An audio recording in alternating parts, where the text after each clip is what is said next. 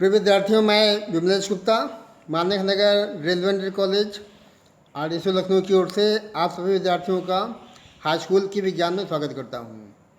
आज के इस वीडियो के माध्यम से आप सभी विद्यार्थी विज्ञान के खंड भौतिक विज्ञान में वैद्युत भाग 1 के माध्यम से वैद्युत के मूलभूत सिद्धांत और जानकारियाँ प्राप्त करने वाले हैं। तो विद्यार्थी, स्टार्ट करते हैं आज का ये सेशन।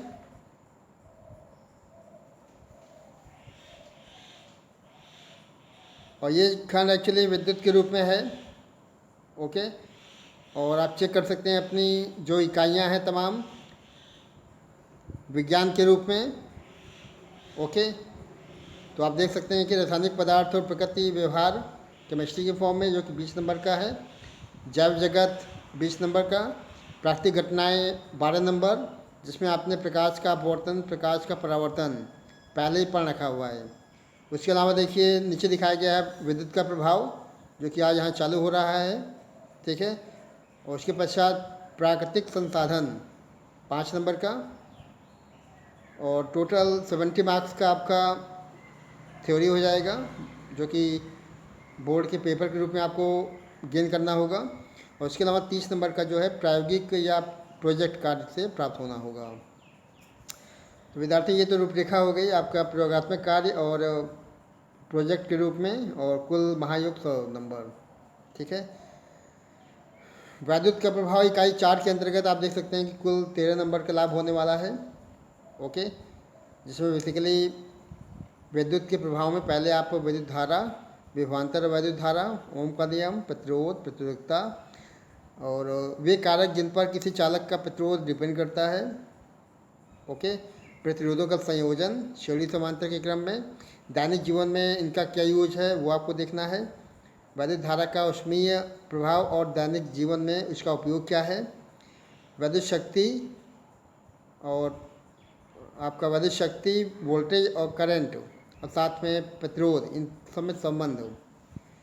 तो वैद्युत का प्रभाव एक्चुअली इकाई नंबर 4 के अंतर्गत तमाम टॉपिक आपको वैद्युत के संबंध में पढ़ना है। और इसका अगला जो चैप्टर चालू होगा वो वैद्युत धारा का चुंबकीय प्रभाव। ठीक है, तो आज हम लोग कुछ बेसिक चीज़ें सीख लेते हैं, जान लेते हैं। ओके, और बेसिक में देखिए पहला आपका वैद्युत आवेश और उसके प्रकार हम लोग चेक कर लेते हैं। ओके, तो वैद्युत आवेश होता क्या है और कितने प्रकार के हो सकते हैं।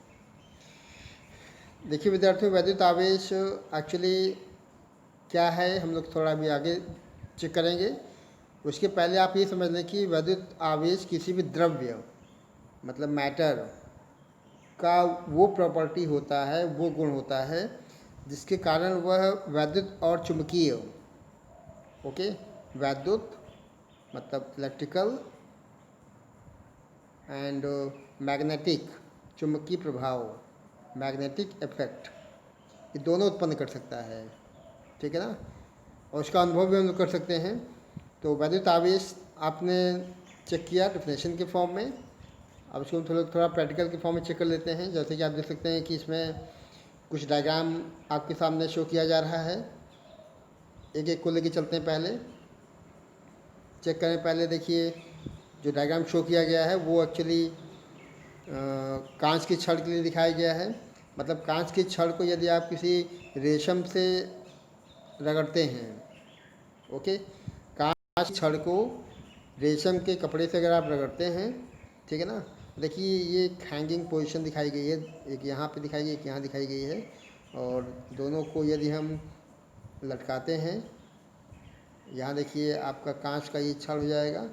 और इसमें किसको रगड़ा है, इसको रगड़ा हुआ है रेशम से, रेशम का कपड़ा। और दूसरा देखिए जो निकाय बना हुआ है, वहाँ भी हमने कांच की छड़ को रेशम से रगड़ के यहाँ से लटका दिया हुआ है। ठीक है ना, और उसके पश्चात लटकाने के बाद यदि हम दोनों कांच की छड़ों को पास पास लाते हैं तो उनके बीच में प्रतिकर्षण बल उत्पन्न होता है। ओके, एक्चुअली होता क्या है कि जब कांच की छड़ को आप रगड़ते हैं रेशम की किसी निकाय के द्वारा, रेशम के कपड़े के द्वारा, तो उसमें कांच की छड़ पे धन आवेश उत्पन्न हो जाता है। ठीक है ना, और चूँकि दोनों जो छड़ें यहाँ दिखाई गई दोनों कांच की छड़ें हैं और दोनों को जो है रेशम से रगड़ा गया है। ओके, इसका मतलब है कि दोनों पे जो है धनावेश उत्पन्न हो जाता है और इसी धनावेश के कारण इन दोनों के बीच में प्रतिकर्षण बल उत्पन्न होता है। ओके, आप देख सकते हैं कि यहाँ जो सिस्टम बना है, यहाँ जो सिस्टम बना है, इनके बीच में एक प्रतिकर्षण बल कार्य करने लगता है क्योंकि दोनों पे धनावेश है।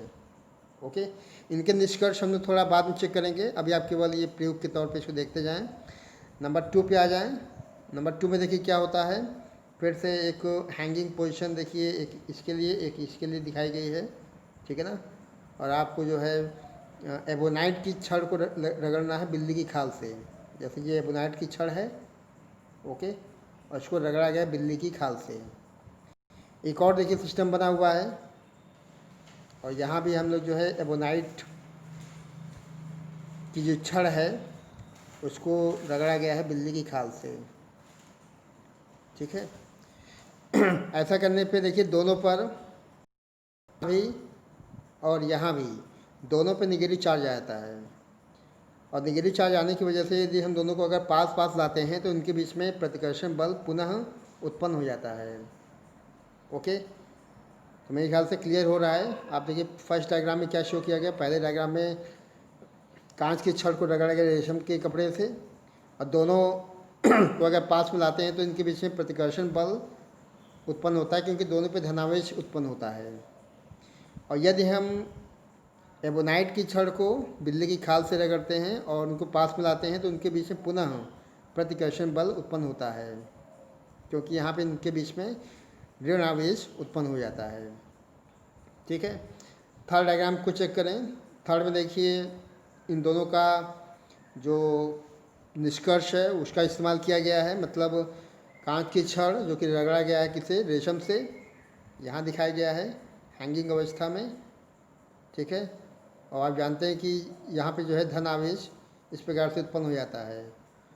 और सेकंड में देखिए, सेकंड में जो है एक एबोनाइट की छड़ को बिल्ली की खाल से रगड़ा गया है, तो ये एबोनाइट की छड़ देखिए दिखाई गई है, ठीक है। और बिल्ली की खाल से रगड़ने का मतलब है कि इस पर धन आवेश उत्पन्न हो जाता है। ओके, सॉरी, ऋण आवेश। यहाँ क्या उत्पन्न होगा, यहाँ उत्पन्न होगा माइनस चार्ज, ठीक है। और अब देखिए चूँकि यहाँ पे धनावेश उत्पन्न होता है, यहाँ पर ऋणावेश उत्पन्न होता है, तो निश्चित रूप से इनके बीच में जो है एक आकर्षण बल कार्य करने लगता है। आप देख सकते हैं कि यहाँ पे एक अट्रैक्शन फोर्स कार्य करने लगता है क्योंकि कांच की छड़ पे धनावेश और एबोनाइट की छड़ पर ऋणावेश उत्पन्न हो जाता है, ठीक है। तो विद्यार्थी ये तो आवेश की एक परिकल्पना हो गई। आपने देखा कि जो है किस प्रकार से इन डायग्राम्स के माध्यम से आकर्षण या प्रतिकर्षण बल उत्पन्न होते हैं। तो इससे एक निष्कर्ष निकलता है कि यदि आप दोनों धन आवेश लेकर चलते हैं, दोनों बॉडीज़ पे धन आवेश है या दोनों बॉडीज़ पर ऋण आवेश है, तो उनके बीच में निश्चित रूप से प्रतिकर्षण बल कार्य करता है। जबकि एक बॉडी पे अगर धनावेश उत्पन्न होता है, दूसरी बॉडी पर ऋण आवेश उत्पन्न होता है, तो इनके बीच में जो है निश्चित रूप से अट्रैक्शन फोर्स या आकर्षण बल कार्य करने लगता है। तो ये एक मौलिक जानकारी है, एक मूलभूत जानकारी है। और आपने बचपन में खेल खेल में देखा हो कि यदि जो आपकी स्केल होती हैं प्लास्टिक की बनी हुई, यदि इसको आप अपने बालों से रगड़ते हैं और कागज़ के छोटे टुकड़ों को यदि इसके पास लाते हैं, तो ये टुकड़े जो हैं कागज़ के वो इस स्केल के माध्यम से चिपक जाते हैं। मतलब ये स्केल जो है उस कागज़ के टुकड़ों को अपनी ओर आकर्षित करने लगती है। तो वहाँ भी वही कॉन्सेप्ट है, आवेश का ही संकल्पना है, ठीक है ना। तो एक्चुअली वर्धित भाषा क्या हो सकती है, तो हम लोग अभी और इसको आगे देखेंगे। उसके पहले चेक कर लें कि वर्धित आवेश कितने प्रकार के हो सकते हैं। तो इलेक्ट्रिक चार्ज देखिए आपने अभी चेक किया, एक धन आवेश आपको दिखाई पड़ा, एक ऋण आवेश को दिखाई पड़ा। अब इसको आपको कैसे डिफाइन करना है उसको आपको समझ लेना है। तो विद्युत आवेश या इलेक्ट्रिकल चार्ज बेसिकली दो प्रकार के हो सकते हैं। पहला देखिए धन आवेश शो किया गया है पॉजिटिव चार्ज के फॉर्म में। जब कांच की छड़ को जब आप किसी रेशम के धागे से रगड़ते हैं तो उस पर जो आवेश उत्पन्न हो जाता है उसको धन आवेश कहते हैं। ओके, मैंने आपको ऊपर भी देखिए दिखाया था, कांच की छड़ को यदि आप रेशम के कपड़े से या धागे से रगड़ते हैं तो निश्चित रूप से जो बॉडी पर या कांच की छड़ पर धन आवेश या पॉजिटिव चार्ज उत्पन्न हो जाता है। इसी प्रकार यदि आप बात करते हैं नेगेटिव चार्ज की, ऋण आवेश की, तो आपको मालूम होना चाहिए कि जब हम बात करते हैं ऋण आवेश की तो एबोनाइट की छड़ को आप ऊन के धागे से अगर रगड़ते हैं तो इस प्रकार से जो एबोनाइट की छड़ पर ऋण आवेश उत्पन्न हो जाता है। ठीक है, ये होता क्या है, क्यों होता है, क्यों किसी बॉडी पे धनावेश उत्पन्न हो जाता है और क्यों किसी बॉडी पर ऋण आवेश उत्पन्न हो जाता है। ठीक है ना, ये सारा खेल इलेक्ट्रॉन्स का है। ठीक है, तो निश्चित रूप से आपको इसकी जानकारी होनी चाहिए। इलेक्ट्रॉनों की कमी अगर होगी बॉडी के ऊपर तो धनावेश उत्पन्न होता है। ओके, अगर एक्सेस है, अधिकता है, तो वहाँ पर बॉडी पर ऋण आवेश उत्पन्न हो जाता है। आप देख सकते हैं दो निष्कर्ष के रूप में पॉइंट्स बनाए गए हैं। इलेक्ट्रॉनों की अगर कमी होती है तो पॉजिटिव चार्ज उत्पन्न होता है, धन आवेश। इलेक्ट्रॉनों की अधिकता अगर होती है तो उससे नेगेटिव चार्ज उत्पन्न हो जाता है। ओके, और कुछ और नियम आप समझ लें। वैद्युत स्टैटिका का आधारभूत नियम क्या है, फंडामेंटल लॉज ऑफ इलेक्ट्रोस्टैटिक्स। तो इसमें देखिए मैंने आपको ऊपर भी शो किया था कि यदि अगर समान आवेश यदि आप पास में लाते हैं तो उनके बीच में प्रतिकर्षण बल कार्य करता है। समान आवेश का मतलब यदि दोनों चाहे प्लस के हों या दोनों माइनस के हों। ठीक है, यदि आप ऐसा सिस्टम बनाते हैं तो इनके बीच में कार्य करता है प्रतिकर्षण बल, रिपल्सन फोर्स। ओके, मतलब दोनों बॉडीज पे धन आवेश हो या दोनों बॉडीज पे ऋण आवेश हो तो उनके बीच में प्रतिकर्षण बल कार्य करने लगता है। और इस प्रकार से यदि हम बात करते हैं असमान आवेश की या विजातीय आवेश की, असमान आवेश का मतलब है कि एक आवेश प्लस में होना चाहिए, एक आवेश माइनस में होना चाहिए। ओके, या एक माइनस का दूसरा प्लस का, तो ये कहलाता है असमान आवेश।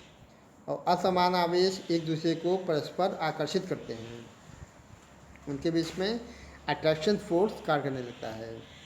तो ये बहुत ही बेसिक नियम हैं, फंडामेंटल लॉज हैं जो कि इलेक्ट्रोस्टैटिक्स से संबंधित हैं।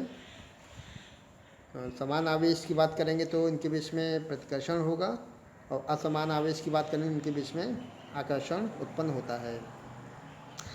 आगे बढ़ते हैं और स्थैतिक विद्युत क्या है चेक कर लें पहले। स्थैतिक विद्युत मतलब देखिए स्टैटिक्स इलेक्ट्रिसिटी, मतलब इसका सीधा मतलब कि जब वैद्युत आवेश विरामावस्था में होता है या विराम की अवस्था में होता है तो इसे हम लोग कह सकते हैं स्टैटिक्स इलेक्ट्रोस्टैटिक्स या स्टैटिक्स इलेक्ट्रिसिटी। ओके, तो ये स्थैतिक विद्युत हो जाएगा। अब स्थैतिक विद्युत का सीधा मतलब कि जब आवेश विरामावस्था में होता है या रुका हुआ होता है तो इसको हम ये नाम दे सकते हैं। दूसरा देखिए धारा विद्युत दिखाया गया है। धारा विद्युत मतलब करंट इलेक्ट्रिसिटी, और धारा विद्युत का मतलब होता है कि जब विद्युत आवेश गतिमान होता है तो इसे विद्युत धारा विद्युत कह सकते हैं। ठीक है ना, तो दोनों प्रकार की विद्युत संभव हैं, चाहे वह स्थिर स्थैतिक विद्युत हो या फिर धारा विद्युत हो। दोनों में आवेश का मेन रोल होता है। आवेश अगर रुका हुआ होगा तो वो स्थैतिक विद्युत को उत्पन्न करेगा, और यदि आवेश गतिमान अवस्था में है तो वो धारा विद्युत को उत्पन्न करता है। देखिए डायग्राम एक डायग्राम आपके सामने शो किया गया, इसको आप चेक कर लें। इससे आप सभी लोग परिचित हैं विद्यार्थियों। ये एक सेल दिखाया गया है। ठीक है, ये प्लस सिरा है इसका और ये माइनस सिरा है। और जब आप इसको किसी वैद्युत बल्ब से जोड़ते हैं, ओके, तो ये बल्ब ग्लो करने लगता है। ठीक है, एक्चुअली होता क्या है कि इसमें जो इलेक्ट्रॉन होते हैं, इलेक्ट्रॉन हमेशा चलते हैं निगेटिव से पॉजिटिव की ओर। ओके, इलेक्ट्रॉन का जो फ्लो होता है, देखिए जब आप यहाँ देख सकते हैं कि फ्लो ऑफ इलेक्ट्रॉन दिखाया गया इस दिशा में, ऐसे इलेक्ट्रॉन का फ्लो यहाँ दिखाया गया है, जबकि करंट का जो डायरेक्शन होगा वो प्लस से माइनस होता है। Okay, direction of current will be from positive terminal to negative terminal, जबकि इलेक्ट्रॉन का जो फ्लो होता है वो उल्टी दिशा में होता है, नेगेटिव से पॉजिटिव की ओर। तो एक बहुत ही महत्वपूर्ण एक पॉइंट बन गया है कि यदि मान लीजिए किसी निकाय में कोई इलेक्ट्रॉन बिंदु ए से बिंदु बी की ओर चलता है, ओके, कोई इलेक्ट्रॉन अगर इस प्रकार से मोशन करता है तो धारा उल्टी दिशा में बहेगी, धारा बहेगी बी से ए की ओर। ओके, उसको आप समझ लें कि यदि कोई इलेक्ट्रॉन मोशन करता है ए से बी दिशा में, तो इसकी वजह से जो करंट का फ्लो होता है वो बी से ए की दिशा में होता है। मतलब जो धारा की जो दिशा होती है वो इलेक्ट्रॉनों के चलने के उल्टी दिशा में होती है। ओके, तो हम लोग पहुंच चुके हैं विद्युत धारा पर। इलेक्ट्रिक करंट क्या है उसको चेक करते हैं पहले।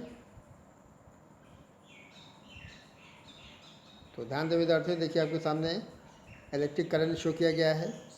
ओके, और ये टॉपिक महत्वपूर्ण है, पूछा जाता है, इसको आप समझ लें ठीक से। इलेक्ट्रिक करंट का सीधा मतलब है कि आवेश का प्रवाह, और आवेश का प्रवाह कहाँ पे होगा? आवेश का प्रवाह होता है चालक में।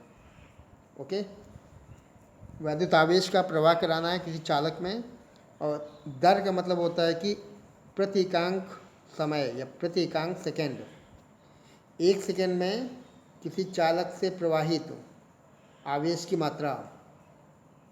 ओके, एक सेकेंड में किसी चालक में प्रवाहित आवेश की मात्रा उस चालक में वैद्युत धारा को उत्पन्न करती है, ठीक है ना।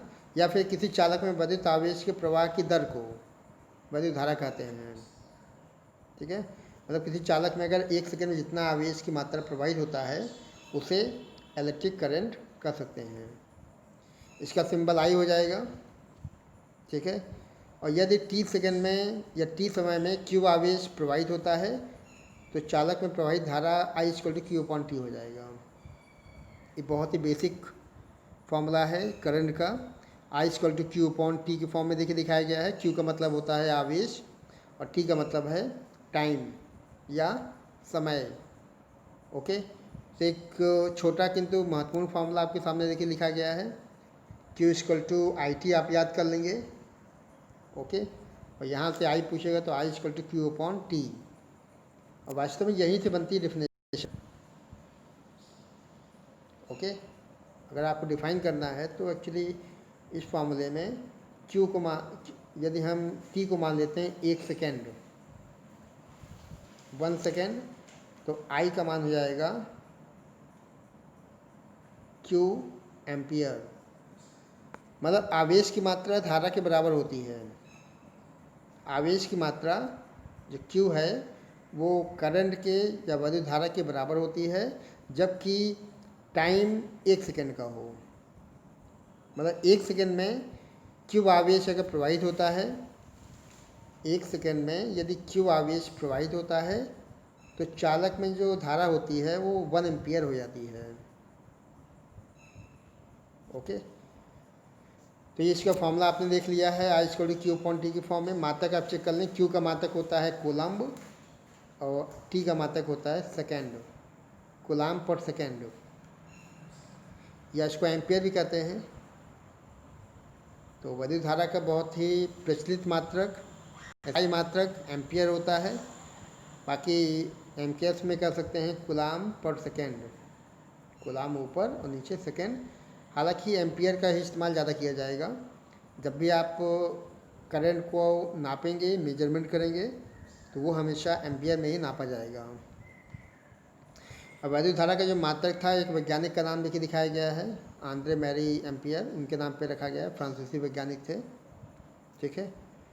और इस प्रकार से आपने आई को देख लिया है क्यू अपॉन टी के फॉर्म में। अब देखिए वैद्युत धारा का मात्रक एम्पियर है, और इसके कई और छोटे मात्रक भी आप देख सकते हैं। ओके, ये तो वैज्ञानिक हो गए, उनके नाम पे ये एम्पियर रखा हुआ है मात्रक। छोटे मात्रक देखिए वैद्युत धारा के शो किए गए हैं मिली एम्पियर में और माइक्रो एम्पियर में। ओके, 1 मिली एम्पियर में 10⁻³ एम्पियर, मतलब 1 एम्पियर का 1/1000वां भाग, 1 एम्पियर का 1,000वां भाग 1 मिली एम्पियर हो जाएगा। ओके, तो इस प्रकार से 1 मिली एम्पियर का मतलब है 10⁻³ एम्पियर। और इससे भी छोटा मात्रक होता है माइक्रो एम्पियर।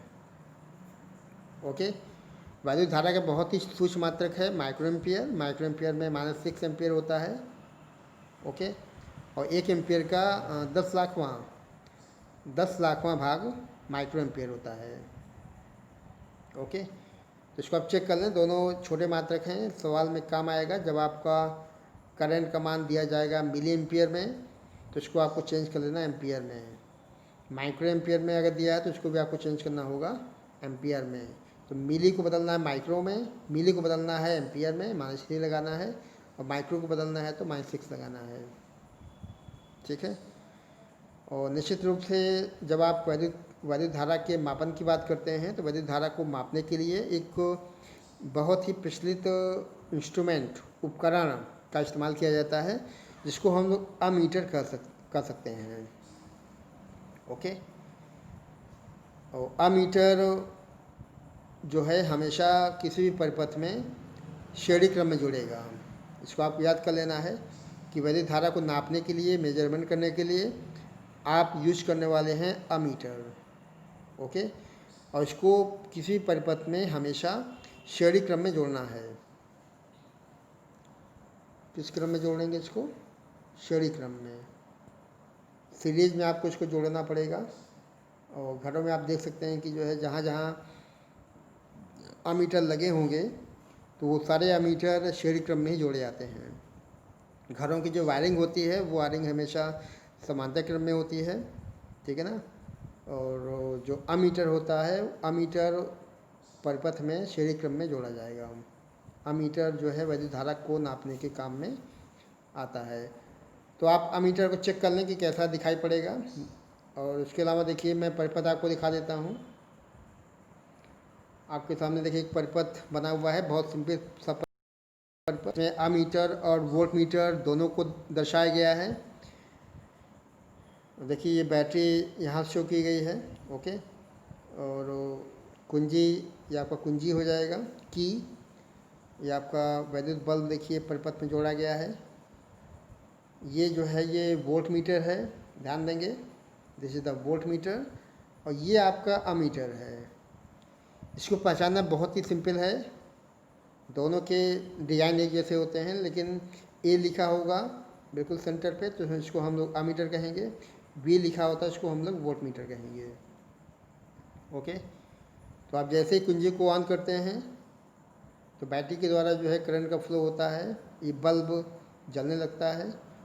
बल्ब का जो जोड़ने क्रम है वो समांतर क्रम होगा। ठीक है, और ये वोल्ट मीटर समांतर क्रम में लगा है, और ये जो आपका अमीटर है श्रेणी क्रम में लगा होगा। इसको आप चेक कर लेंगे, जो अमीटर होगा वो परिपथ में श्रेणी क्रम में जोड़ा जाएगा। वोल्ट मीटर जो कि दो बिंदुओं के बीच का विभवांतर नापने काम आता है, ये हमेशा परिपथ में समांतर क्रम में जोड़ा जाएगा। ठीक है, तो आपने देख लिया कि अमीटर किस प्रकार से परिपथ में जोड़ा जाता है, उसको आपने सीख लिया है। और फिर हम लोग का अगला टॉपिक है आवेश का क्वांटीकरण। इसको भी आप ठीक समझ लें। क्वांटाइजेशन ऑफ चार्ज, आवेश के देखिए तमाम गुण होते हैं। कुछ गुण मैंने आपको ऊपर बता दिए हैं। एक जैसे आवेश होते हैं समान आवेश या सजातीय आवेश, उनके बीच में प्रतिकर्षण बल। विजातीय आवेश मतलब विपरीत प्रकार के अगर आवेश होते हैं उनके बीच में आकर्षण बल उत्पन्न होता है। क्वांटाइजेशन ऑफ चार्ज क्या है हम लोग वो देखने वाले हैं। ओके, तो आप ये समझ लें कि किसी भी बॉडी पर जो आवेश की मात्रा होती है वो एक निश्चित और न्यूनतम आवेश का गुणज होता है, मल्टीप्लायर। ओके, और जो न्यूनतम आवेश की बात करता है, न्यूनतम आवेश को हम लोग मूल आवेश या फंडामेंटल चार्ज कह सकते हैं। ओके, इसको ई से दर्शाते हैं। ठीक है, और ई की वैल्यू देखिए दिखाई गई, इसको हम लोग कहते हैं इलेक्ट्रॉन का मूल आवेश। ठीक है, तो आवेश का यह गुण आवेश की क्वांटम प्रकृति अथवा आवेश का क्वांटीकरण कहलाता है। एक्चुअली क्वांटम प्रकृति आपका जो फिजिक्स होता है आगे चल के तमाम ब्रांचेस में डिवाइड हो जाता है। उसमें मैकेनिकल, आपका न्यूक्लियर, आपका electronics, quantum mechanics, classical mechanics, okay, तमाम पार्टीशन हो जाते हैं आगे चल के। तो एक बहुत ही इम्पॉर्टेंट फिज़िक्स होती है क्वांटम मैकेनिक्स। तो ये क्वांटम जो नेचर होता है वो यही गुण होता है कि किसी बॉडी पे जो आवेश होता है वो मूल आवेश का n गुना होता है, या मूल आवेश का पूर्ण गुणक होता है। अब इसको आप ऐसे समझें कि देखिए, किसी बॉडी पे जो आवेश की मात्रा दिखाई गई है Q बराबर NE के फॉर्म में दिखाई गई है, ओके। किसी बॉडी पे जो आवेश की मात्रा है Q बराबर N इंटू ई के फॉर्म में शो किया गया है। और निश्चित रूप से जो E होगा वो इलेक्ट्रॉन का मूल आवेश होता है, और इसको आपको याद कर लेना है 1.6 10 की पावर माइनस का 19 कूलम्ब। ये इलेक्ट्रॉन का फंडामेंटल चार्ज है, मूल आवेश है। और किसी भी बॉडी पे जो आवेश Q होगा वो इस आवेश का, जो यहाँ शो किया गया है, इस आवेश का n गुना होता है। और n एक्चुअली n जो होगा वो n की वैल्यू शून्य नहीं हो सकती है। n की वैल्यू कितनी होगी? 1 होगी, 2 होगी, 3 होगी, 4 होगी, 5 होगी। ये पूर्णांक होगा, ये पॉइंट में नहीं हो सकता है इनकी वैल्यू, या फ्रैक्शन में भिन्न में नहीं हो सकता है। ये एक पूर्ण संख्या होती है जिसको हम लोग n से शो कर सकते हैं, ठीक है। तो Q की जो वैल्यू होती है फाइनली, Q की वैल्यू n टाइम्स होती है मूल आवेश का। मतलब किसी बॉडी पे जो आवेश होगा वो इस आवेश का या तो दुगना होगा या 3 गुना होगा, है ना। मतलब आप ऐसे दिखाते हैं, गुणे कितना, गुणे 1.6 10 की पावर माइनस 19, ये मूल आवेश होता है। किसी बॉडी पे आवेश निकालना है तो या तो इस आवेश का दुगना हो जाएगा, या इस आवेश का कितना, ये 3 गुना हो जाएगा, या इस आवेश का 4 गुना हो जाएगा, या इस आवेश का 5 गुना, या इस आवेश का जो है 10 गुना हो जाएगा, इस आवेश का 20 गुना हो जाएगा। मतलब ये वैल्यूज पॉसिबल हैं। लेकिन यदि मैं लिखता हूँ कि Q बराबर 5/3 इंटू इतना कोलम्ब, तो ये जो लिखा गया ये गलत लिखा हुआ है, क्योंकि जो n की वैल्यू होती है, स्मॉल n की वैल्यू, वो एक पूर्णांक है। जो यहाँ आप देख सकते हैं NE लिखा हुआ है, n का मतलब दिस इज इंटीजर, पूर्णांक होगा, और ये शून्य नहीं हो सकता है। तो आपने देखा कि आवेशक क्वांटीकरण, प्रकृति में प्रत्येक आवेशित वस्तु पर आवेश एक निश्चित न्यूनतम आवेश का पूर्ण गुणज होता है। इसे मूल आवेश कर सकते हैं, फंडामेंटल चार्ज, ई इसका सिंबल हो जाएगा। और ये गुण जो है आवेश का क्वांटम प्रकृति या आवेश का क्वांटीकरण कहलाता है। किसी भी चार्ज बॉडी पे आवेश कितना हो जाएगा, प्लस माइनस देखिए लगा हुआ है। और फिर से चेक करें कि n की वैल्यू शून्य नहीं होगी, बल्कि n की वैल्यू कितनी होगी, n की वैल्यू 1 2 3 4 ऐसे बढ़ता जाएगा। E फंडामेंटल चार्ज है, मूल आवेश है। मूल आवेश आपको याद कर लेना है, ये बार बार काम आने वाला है। जो E की वैल्यू होती है, मैं फिर लिखता हूँ 1.6 इंटू 10 की पावर माइनस 19 कूलम्ब, ओके। ये मान हमेशा फिक्स रहेगा। ये मूल आवेश का मान होता है जो कि इलेक्ट्रॉन पर मौजूद होता है, ठीक है। हालांकि प्रोटॉन के चार्ज भी इतना होता है, लेकिन इलेक्ट्रॉन के चार्ज को नेगेटिव माना जाता है और प्रोटॉन के चार्ज को पॉजिटिव माना जाता है। तो ये आवेश से क्वांटीकरण हो गया है। किसी भी बॉडी पे जो आवेश होगा वो n गुना हो जाता है। इसका आपने फॉर्मूला चेक कर लिया है, n की वैल्यू आपने देख ली है। इलेक्ट्रॉन का मूल आवेश कितना है वो आपने देख लिया है, याद कर लिया है, ठीक है। और आगे चलते हैं और वैद्युत धारा का मापन कैसे करना वो चेक कर लेते हैं। देखिए, मैंने आपको पहले ही बताया कि किसी भी परिपथ में यदि आपको करंट का मेजरमेंट करना है, वैद्युत धारा का मापन करना है, तो आप निश्चित रूप से अमीटर का इस्तेमाल करेंगे, okay. You are going to use any ammeter for measurement of electric current.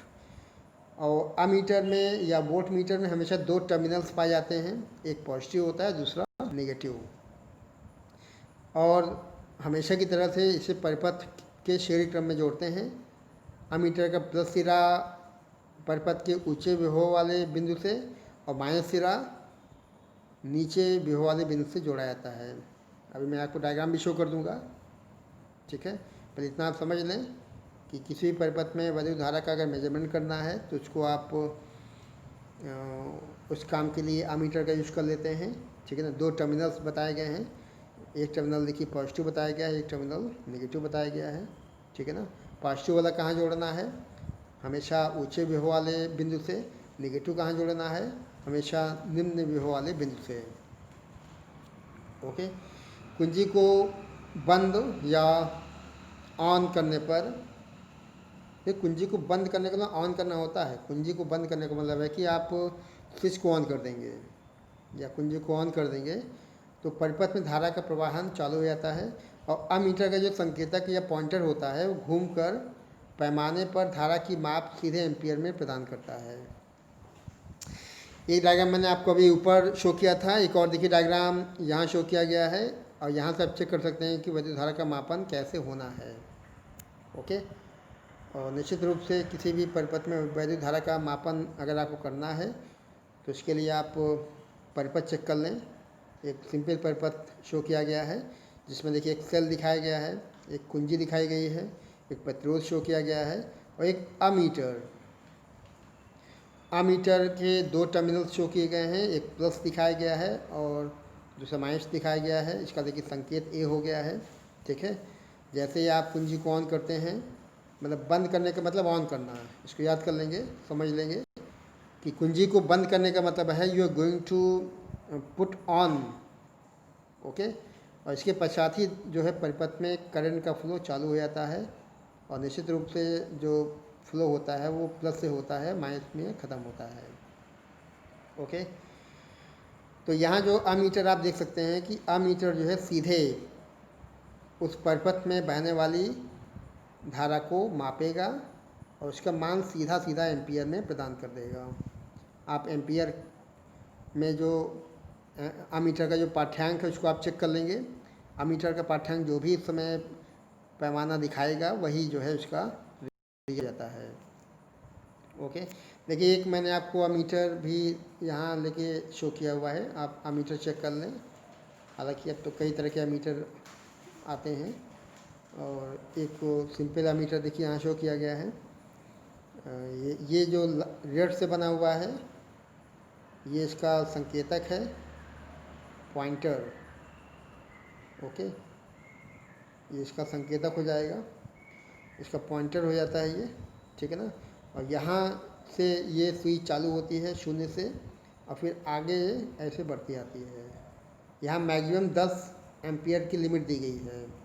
कितना? This ammeter can measure up to 10 ampere maximum. 10 ampere से ज़्यादा मेजरमेंट पॉसिबल नहीं है।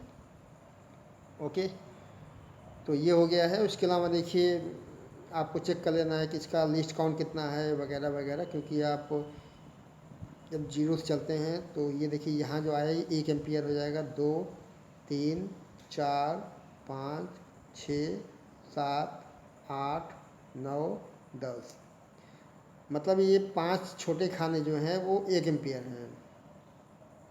5 छोटे खाने बराबर कितना? 1 एम्पियर। तो एक खाना कितना हो जाएगा? 1/5 मतलब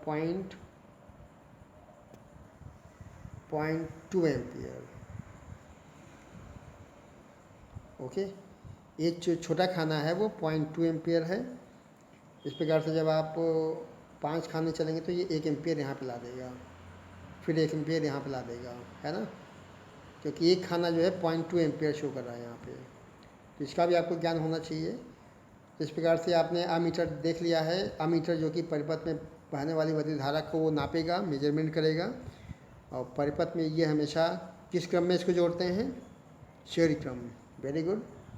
किसी भी परिपथ में इसको जोड़ने का जो तरीका होता है, क्रम होता है, वो सीरीज होता है, श्रेणी क्रम होता है। तो आपने अमीटर देख लिया है। डायरेक्शन ऑफ करंट भी आप चेक कर लें। ओके, देखिए डायग्राम क्या है, डायरेक्शन ऑफ करंट। निश्चित रूप से जो इलेक्ट्रॉन का जो फ्लो होता है वो उल्टी दिशा में होता है। निगेटिव से देखिए प्लस में दिखाया गया है, ये इलेक्ट्रॉन का फ्लो है। ओके, और जो करंट का फ्लो होता है वो हमेशा डायरेक्शन ऑफ जो करंट होता है हमेशा प्लस से माइनस होता है।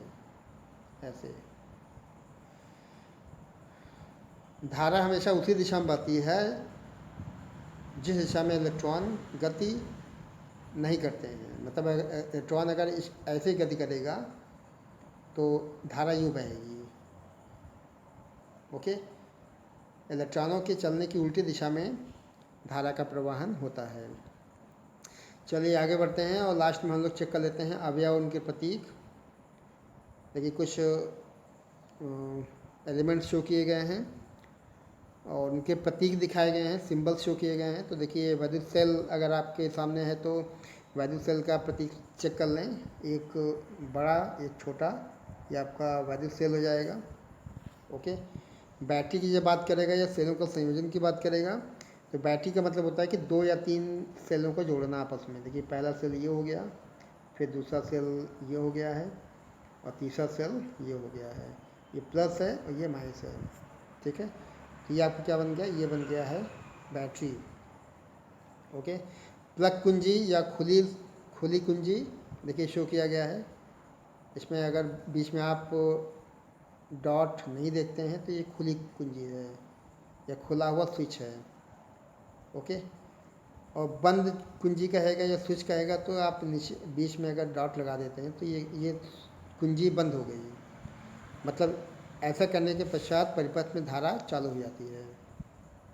ओके, उसके पश्चात देखिए कुछ और भी दिखाए गए हैं, जैसे तार संधि।